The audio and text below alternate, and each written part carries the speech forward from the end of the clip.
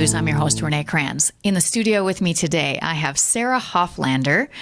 She is here to talk to us about a new apostolate in our diocese that helps young women discern the possibility of a vocation to a religious life. Welcome, Sara. Thank you. Thanks for having me on your show. Yeah. I've been trying to get you here for a little while, and it's kind of tough because you have a busy schedule and a busy life, and trying to get an apostolate, especially a good one, off the ground is not always free of work. I imagine, right? Yeah. I mean, the Lord does what he wants. So I always feel like the woman who offers her 2 small coins. So I can give you this little bit, and then Lord, you can decide what you want to do with it. And he does great things with it usually. He does. So, yeah. It's kind of wonderful just to watch him work. Yeah. All right. So Sara, if you would kind of start today by telling us a little bit about yourself and your journey as a Catholic woman, if you would. So my name is Sara Hofflander. I'm married with children. How many kids? So I have a stepdaughter who's grown up, and then I have 4 younger children. Okay. Ages 9, 7, 6, and 3. Oh boy, you have a busy house. Yeah, that's good. Yeah. Okay. So I guess just, my origin story. When I was growing up, I grew up in a household that was growing, I think, in the Catholic faith as we were growing up. As my mom was kind of having her own conversion, she was just sharing a lot with us. My real gift, actually, my brother and I kind of tell the same story whenever we're interviewed, that when we were kids, we used to just rollerblade around our small town, and we just had a lot of deep discussions, just a natural attentiveness to the good, the true, and the beautiful, and we just really wanted it, just to live for the Lord. And so it was almost like a dream, that someday we could do beautiful things for the Lord. Yeah. And so both of us kind of growing up went to faithful Catholic colleges. Even as a teenager, I just really received a call from the Lord to become a high school theology teacher. So I went to Franciscan University of Steubenville, and then the Lord called me to South Dakota. I taught theology at O'Gorman for 6 years. That's where I met my husband. So then once we started having a bunch of kids, then I stayed home. So now I'm just involved with sharing in the education of them and a group of our friends. And then the Lord just kind of brought this apostolate. Yeah. So where did you grow up? You said it wasn't South Dakota. Right. Owatonna, Minnesota. So not too far away. Not too far away. But we'll claim you. Right. Sure. The Lord has brought me here, and he doesn't seem to want to take me away. So that's good. We need lots of good people. Right. Okay, good. So tell me about the apostolate, because I think there's more to it than I was even understanding before we actually just met a few minutes ago for the first time. So tell me about the apostolate and how there are several pieces of it. So you kind of give me an overview. Absolutely. So the title of it is Ecce Ancilla Domini. We often refer to it as Ecce. That's the phrase that Mary said to the angel Gabriel when she said, "Behold, I am the handmaid of the Lord." Okay. And so this apostolate was actually just something I had received in prayer a couple years ago now. And really for me, I think I'm just growing in maturity with the Lord, because at the time I was just thinking, I'm doing nothing right now. I put everything else aside, focusing on my kids. This is it. Bring them to life. And so then I just kept receiving in prayer this consistent word that the Lord wanted to raise up a movement of contemplatives. And my response was, good, do that, Lord. And so just over time, it just kept taking on more shape as I would pray about it. There's just more and more clarity of what this would look like. It's just to really support young women in the discernment of religious life.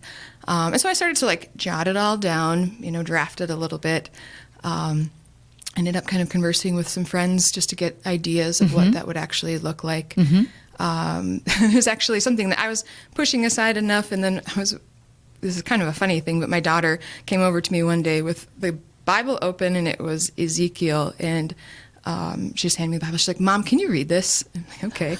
And in the book of Ezekiel, it was something about the Lord saying, if you do not respond to what I'm asking, then you'll be responsible for the souls that I would save through you. And I was like, all right, I'm sending an email. And so it was one of those things I was just going to pass this off. Somebody else could do it. Lo and behold, eventually Diocese got wind of it, and then just brought me in and said they wanted to support me doing it. Right. And so I was like, well, let's see what we can do. Ezekiel said I have to. So. Right. Right. But it's, joyful. Always not like oh no, but like sometimes you need that little push. Like you're like, okay, yeah, that sounds great, but is it really supposed to be me? Right. Yeah. And it's just, even Mary, like when the Lord told her that she would be the mother of the Savior, was asking, how can this be? Like literally, I need the blueprint. Right. How's this going to happen? Yeah. So just, really trying to gauge that and understand that. How does this fit within what I thought, this next step of my life was? So the Lord has been faithful. And obviously this is kind of a work of many people now. Yeah. So in the last couple of years, the Lord sent the PES sisters here kind of right around that time. So they've been lovely. We have 3 different groups. So kind of like forming a group for young women to be in communion with each other, dialoguing, praying, etc. So the sisters have a group that's at O'Gorman High School. Okay. And then I run a digital group for it's like mostly college students that are around South Dakota or from South Dakota. Sure. That's kind of nice because then we can even bring in religious orders because, it's just Zoom. So you can just chat with anybody that they want to. Sure. So that's kind of more led by their interests, which is great. And then just within this last year, we were given the opportunity to use a living space at Christ the King Parish. And so we were able to open Immaculata House. We were able to base it almost entirely off of the Bethany House, which had been a house in the Twin Cities. So they kind of just gave us everything. Their structure and way of life and just how you would do, how you'd run, a house like this. And so we made some tweaks, but it wasn't anything like brand new. But that had to be nice to have a little blueprint because that's got to be a relief. You're like, okay, I don't have to invent everything myself. Right. Oh yeah, absolutely. Yeah. And that's always, I feel like with everything, I'm just kind of knocking gently on doors and saying, could this be possible? And that's where it's beautiful. Yeah. Where it's like, I might think, well, maybe 5 years from now this could happen. And then all of a sudden it's like, oh, this is all here and it's done. Yeah. Okay. I guess it's happening. It is happening. Yeah. So, a couple other elements with it. I was able to gather a small team, I guess, of spiritual directors, women from the diocese that are trained in spiritual direction. So a goal is always to get women connected with spiritual direction, really because the work is interior. Right. So we need them to be having that consistency and that depth to know what the Lord is doing. But going back to Immaculata House, there, the young women commit to about 9 months to a year to live kind of sharing a way of life. They do a morning holy hour together throughout the week. They do 2 meals together at least. Then they end their days with night prayer. They do kind of a weekly book study. That's something we're looking at revamping, is actually doing maybe more intentional like formation. Oh, sure. So that we'd be working kind of just like really delving into like who the Lord is and their own intimate relationship with the Lord. So, just beginning with life as the beloved, growing in healing, and then just what that interior dialogue with the Lord really looks like. Right. So that's another project on the table. Yeah. In a good way. Yes. In a really good yes. way.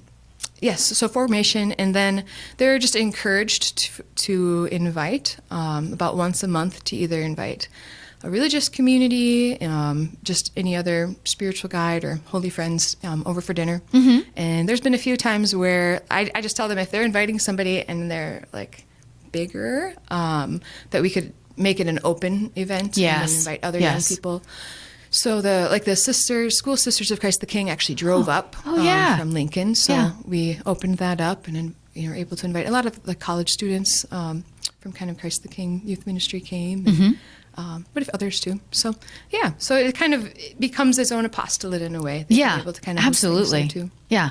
Was there some fear for you in the beginning of this? The idea of doing it and having it be you doing it? It's one of those things like when you experience the Lord speaking in prayer. I don't know if you want to get into just, like that stage of prayer where it's like contemplative prayer. It's in a way it's infused. It's the Lord working in your heart. When he speaks, in the interior of your soul, it tends to be accompanied with, beauty and consolation. Oh, good. When you know that the Lord is speaking, it's just something kind of outside of yourself. it's so joyful. Like, it's just wonderful what the Lord is speaking. It can happen and does happen that, like, then you're done with prayer and then you go back to life. And then, I mean, for me, it's like, one of my kids is laying on the floor screaming and I'm like, we'll never survive. And then I'm like, Lord, how are we going to do this? And it's more just, the daily trials and sufferings of life where fear comes and you wonder, all right, Lord, you spoke this and I see this. And then it's just inviting again that question of like, okay, then just reveal, how you want to do what you're calling. Right. Because it's always his work and it's never mine. Right. But probably the most helpful things for me, just as I've learned about the idea of discernment of spirits, fear is more of that like experience of desolation. Sure. It can be small or quick, or it could be long term. But when you're in that mode, I've always learned that you should never make a major decision in a state of desolation. Right. So if I'm experiencing this call, I've tested this call, I'm growing with the Lord, I'm seeing his fruit, and suddenly desolation comes, that's the moment in time where you just stop. I mean, like, don't do anything crazy. Right. So just let the Lord keep going, stay the course as best you can.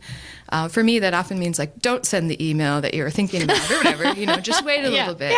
Yeah. Bring it back to prayer and invite him back in. So, I mean, in humanity, there's definitely those moments of prayer, but it's or those moments of fear. But then it's not acting on it, but allowing the Lord to show what's next. For sure. And the gift is there's been a lot of fruitfulness in a short amount of time. And so in those moments of uncertainty, you can kind of draw back and be like, well, Lord, you've done all this up to this point. If you want to abandon me now, I guess you can. But he doesn't do that, right? Right. He does not. Yes, and again, just to allow him to work. Yeah. If you just joined us, we're talking to Sara Hofflander about the Ecce apostolate that she began a couple of years ago. So how is the Blessed Mother connected? Because you obviously named it for her role in the incarnation of our Lord. So can you tell us, how is she involved? Oh, absolutely. You're right. So it's named after what Mary had said, "Behold, I am the handmaid of the Lord." So Mary's really just that example and the model. Ultimately, when you think of just the idea of religious life, it would be a vocation to become the beloved of the Lord, to just be the one who just so deeply receives God's love and his delight for your own particular soul that you're his spouse. That's kind of an amazing thing. And so you're just in that posture of just totally receiving God. Right. And so Mary's the one who did that, that she literally totally received God and he became incarnate, within her. And then she was the one who gave herself, totally over to him. And so that just becomes really that image of just that fidelity. Yeah. Fidelity of receptivity and then gift. Right. That I'm going to receive the Lord and then give myself to him. But then there's just also just such a beauty to that, in Catholicism, we can get confused sometimes, it's like, well, the priesthood is for men, what about women? Right. But then you also step back and look at Catholicism and say, like, well, we see in Mary the fullness of who the woman is, and she's so honored and so beloved.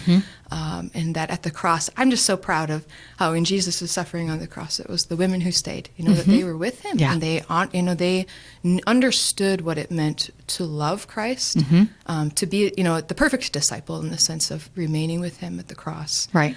And even following him, to the tomb, and continuing to be faithful to him even when everything is confusing and we don't grasp it.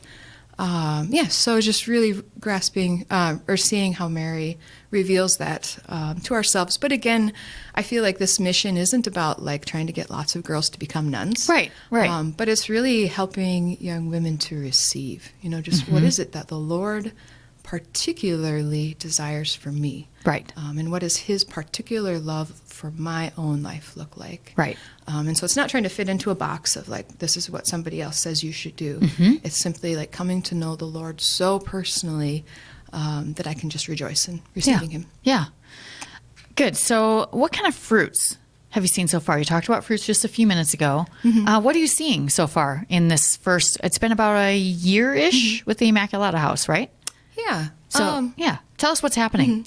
I don't want to like tell other people's life stories. Right. But just, beautiful things, just even in instances where we've hosted events to see that young women do come, and that we have some good-sized crowds. It's always amazing to encounter young people who are very faithful. Yeah. Just that they really love the Lord, to the point where like, hey, this is a proposition. What if you gave your whole life to Him? And they're like, yeah, this is good. This is interesting. Let's talk about that. Just to really realize that they're at that place. And just, I love, especially when we have like our Zoom meetings or when we host religious sisters, there's just this like intensity of joy beyond normal conversation. And it's just awesome, to see them receptive to that. So just, the daily joy, obviously at times they're sharing their graces, just thinking this is where the Lord is bringing me, taking next steps, whether it's visiting communities, spending a certain length of time in discernment, things like that, so then that is happening, there are young women who are making those steps and really wanting to go where the Lord wants to take them. It seems like a really needed thing because, for young men, you can go to the seminary and you can discern whether or not they want to be a priest. Yes, a young woman could go to a particular monastery, for instance, to discern that. But there's not really like a general place to go. So this is really. You said there was a Bethany house in the cities. Is that right? So these must exist somewhere, but it's nothing I had ever heard of before. Yeah, and I am learning that it can be challenging because even when you want to join a religious order, they'll often kind of turn back in a loving way to say, well, why don't you take some time? Like a stage of candidacy is what it can be called. And it's just like, well, take some time to really pray, go through your own interior life, your own healing, and then come back in a year. And that can be just kind of hard. There's just this big bridge that you need to cross. So one, to do it with others, to be able to talk with other young women about it. To have resources, especially just spiritual direction. Right. Because it can be one thing for someone just to like, hey, have you ever considered religious life? And then you might be like, yeah. And then there's a lot of other things going on. Right. So, sometimes just making intentional steps just to kind of keep a door open. Right. And if nothing else, you get... you grow your faith and your spiritual life. Absolutely. If you decide to marry or whatever, you just have created a really good Catholic. Right. So, which is a great thing. Absolutely. Okay. So there are two things I want to do real quick before we run out of time. How is this? I want to talk about the event that you guys have coming up in May, but I also want to ask you, how is this work like feeding into the vision of the diocesan vision for missionary discipleship? 'Cause that's something I think we always want to know is all of these things out here are kind of branches of that. So how is that working for that? That's a good question. So when you think about like missionary discipleship, there's two elements there. Mission obviously is going forth to make more disciples, but discipleship first begins with sitting at the feet of Jesus. So, comes from the word student. So I have to really know Christ and know Him really well. And when you talk about just like helping a young person to discern their vocation, it first is helping them just to, I like to think of it as just like discover the adventure of their life. Like, who is it that the Lord made me to be? Like, what am I made for? And really, we're all made to become something very beautiful. But I can't really become that if I don't grasp the magnitude of the Lord's love for me. Right. And what that means for me particularly. And that's one of those things where like we all hear it, like Jesus loves you, good. But like to experience it, like it's overwhelming the degree to which the Lord loves me. And His particular love for me has a mission. And so when I can come and sit at the feet of Christ and really know Him and know His love, you talked about fear, like that fear goes away because it's not like, okay, get the things done, get all the tasks accomplished. But it's the Lord is so at work in me that it's bearing fruit. And as that, bears fruit in me, my own desires lead me to something. You can talk about like your own personal charisms. The Lord reveals the ways in which He's personally gifting me, gifting these young people to become His love. Right. And really that's like the desire of all of our hearts. And when you look at young people especially, like they yearn for adventure. They want to become something good and beautiful. So just helping them to know that, but then equip that, this is how much the Lord loves you. This is how the Lord loves you. And then support them, to become love. And that's joyful. It's joyful for the one who's, giving that, but then it's joyful for them too, to kind of lead them into that position to kind of the essence of missionary discipleship there, isn't it? Right. Yeah. Okay. So before we have to wrap up, if someone is interested in getting involved in the apostolate or interested in the Immaculata House, what do they do? Oh, it's a good question. You could go to the website, sfwomensdiscernment.org. Okay. There's some information there, but then you could there's contact information. So we'll make sure we put that in the description on our YouTube listing for that. Yeah. And what is the event that's coming up in May? Yes, so in a couple of weeks on May 21st, we're hosting a Fiat dinner. This is going to be with Bishop de Groot, and then also the Pro Ecclesia Sancta sisters will be there, and some of the Adoration sisters. And so we're going to host it at the Adoration Sisters Monastery. So 5 p.m. to 8 p.m. We'll have dinner, we'll start with Mass at 5 p.m., dinner, and then some talks and just breakout discussion, just some time for joyfulness. Really just be sharing about what the Lord is doing and offer encouragement to kind of support, young women in their own growth and formation. And so if you go to the website, you can see a place to RSVP for that too. Good. But there are definitely opportunities out there. For those wanting to get involved, there is still some room for Immaculata House next year. Okay, if you wanted to live there, please come to the event. If you're not actually a young woman, be like, oh, I want to help with this. You could also just, contact. There's ways that people could get involved, donate. We're always looking for more support. Yes. And it sounds like a really good apostolate to support. Yeah. Thank you so much, Sara, for saying yes to what the Lord was asking you to do. It's important that we all do that when we can and when He's asking. So thank you for doing that for us. And thanks for coming in. Yeah, thanks for having me. You bet. If you haven't found us already on social media, you can always find us at Facebook, Instagram, Twitter, YouTube, and at Rumble, anytime at SF Diocese. And of course, you can always find us at sfcatholic.org. That's it for us today. Hope you'll join us again next week for more Catholic Views.